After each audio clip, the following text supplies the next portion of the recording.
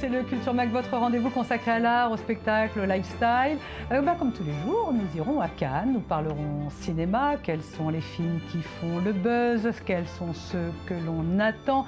Celui de Jean-Luc Godard a divisé les critiques, mais son adieu au langage a fait sensation et n'a pas laissé indifférent. Pourquoi ? Il y a un premier CG. Ah, d'accord. Qu'est-ce que vous pensez de ma coiffure de bison, l'arrêt au milieu? Bison. Ça fait les bisons. Tu sais, les bisons, dans les dessins animés, ils ont la Pas que dans les je crois que dans la vie. Tu le reprends pas, toi, hein, je te connais, espèce de peste. On commence.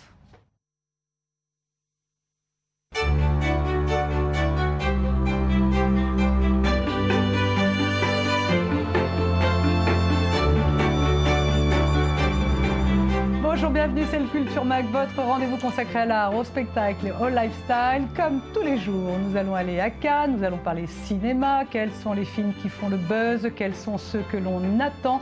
Celui de Jean-Luc Godard, en tout cas, n'a pas laissé indifférent. Il a divisé les critiques avec son adieu au langage. Son acteur principal nous donnera son avis. Et puis, nous irons également du côté de la sélection officielle, voir de très près le très attendu film d'Olivier Assayas, Sils Maria, qui parle de jeunesse et de vieillesse. Et puis, nous terminons cette page Cannes avec la série de portraits consacrée au réalisateur israélien présent sur la croisette. Aujourd'hui, c'est Shira Geffen. Voilà pour Cannes. Au sommaire également de ce Culture Mag, un focus sur le musée d'histoire des Juifs de Pologne. Quels en sont les enjeux, quelles en sont les difficultés? Nous allons voir ça.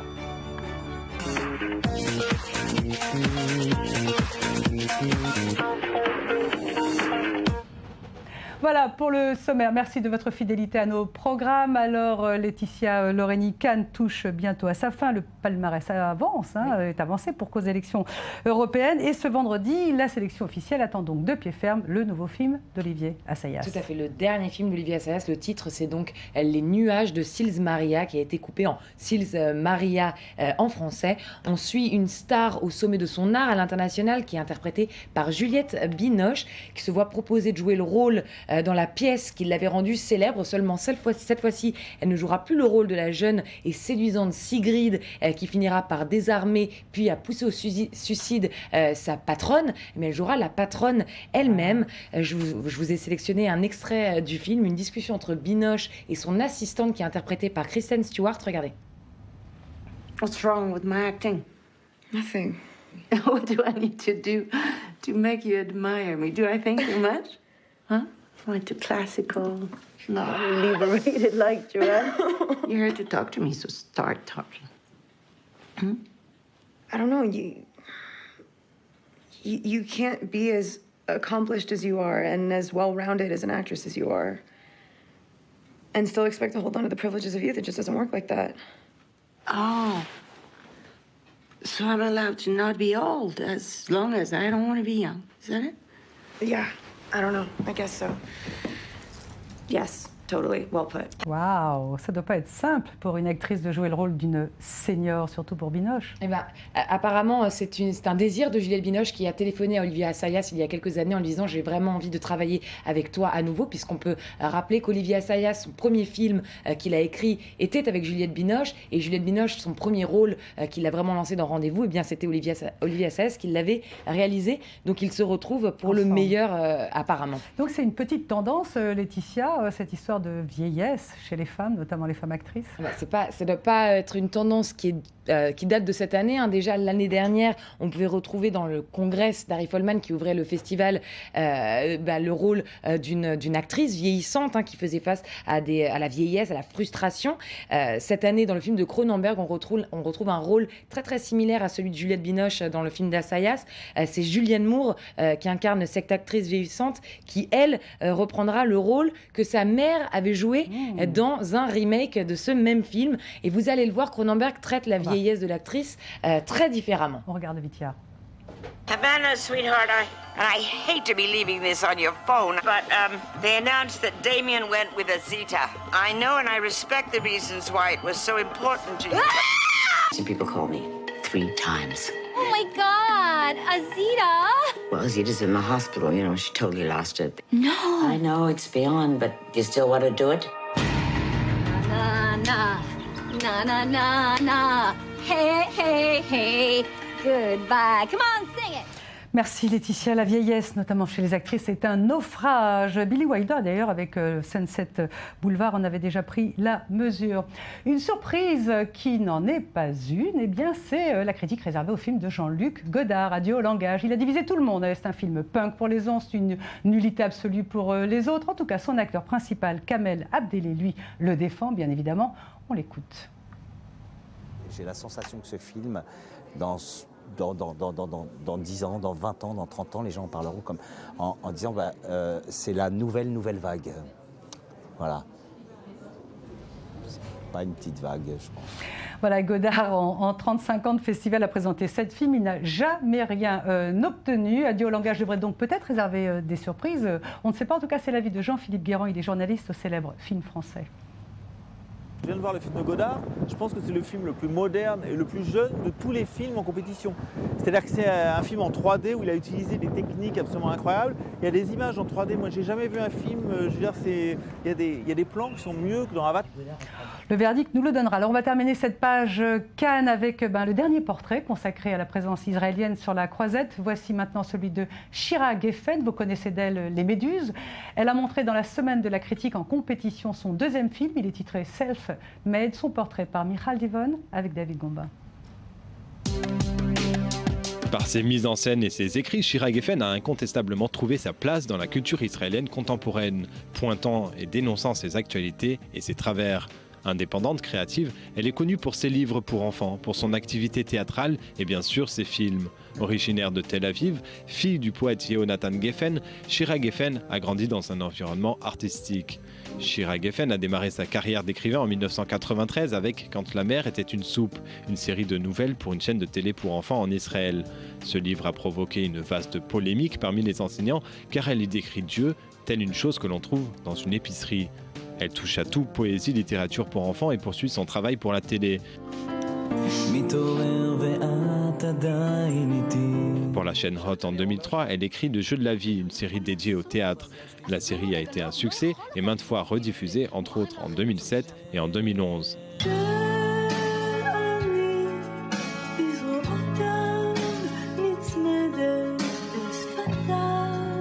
En 2007, elle passe au cinéma, c'est le tournant de sa carrière. Elle co-réalise Les Méduses aux côtés de son époux, le romancier Edgar Keret. Et c'est le succès dans son pays et à l'étranger. En France, elle reçoit le prix de la Société des auteurs-compositeurs dramatiques et surtout la Caméra d'Or au Festival de Cannes en 2007. Le film Self-Made a été présenté à la Semaine de la critique à Cannes cette année. Il raconte l'histoire de deux femmes, l'une israélienne, l'autre palestinienne, confinées dans leur monde respectif. Après une confusion à un point de contrôle, elles se retrouvent à vivre la vie de l'autre, de part et d'autre de la frontière. Self-Made est une comédie absurde qui moque aussi bien le circuit international de l'art contemporain que l'administration et les barrages entre les deux entités. Le film n'a pas remporté un succès auprès de la critique, mais il devrait être distribué. Autrefois connue comme étant la fille du célèbre poète Yehonatan Geffen, ou la sœur de la rockstar israélienne Aviv Geffen, ou la femme de l'écrivain Edgar Keret, Shira a désormais un nom bien à elle et une identité. L'une des meilleures observatrices de la société israélienne d'aujourd'hui, pour le meilleur et pour le pire.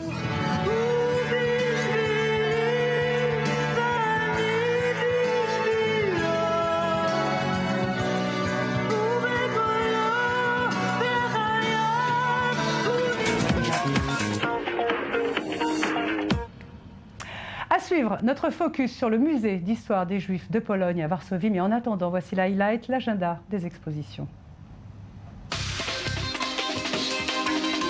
En Caroline du Nord, au Skiuka Fine Center de Tryon, les dernières œuvres du peintre Keith Spencer, des œuvres qui plongent le spectateur dans une expérience rafraîchissante et inattendue grâce à des couleurs profondes. La créativité de Keith Spencer est osée. Le résultat, un plein d'énergie et de vitalité. Keith Spencer Grounded in Colors, à voir jusqu'à la fin juin.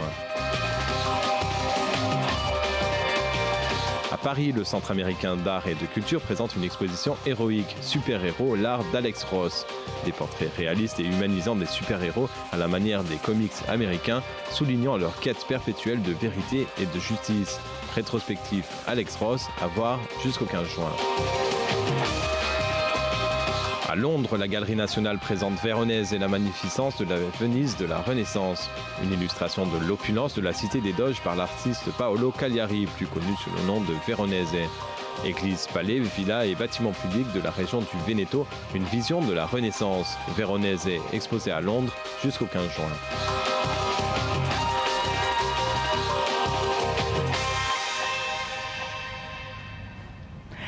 L'Académie française serait-elle la nouvelle place to be? Si la vénérable institution met du temps pour valider ou invalider les mots, elle est prompte à y accueillir des étrangers sans demander leur papier. Après François Cheng, le chinois, Assia Djebar, l'algérien Amin Mahalouf, le libanais, l'Académie française vient de nommer immortel l'anglais Michael Edwards. Il prend le fauteuil de Jean Dutour.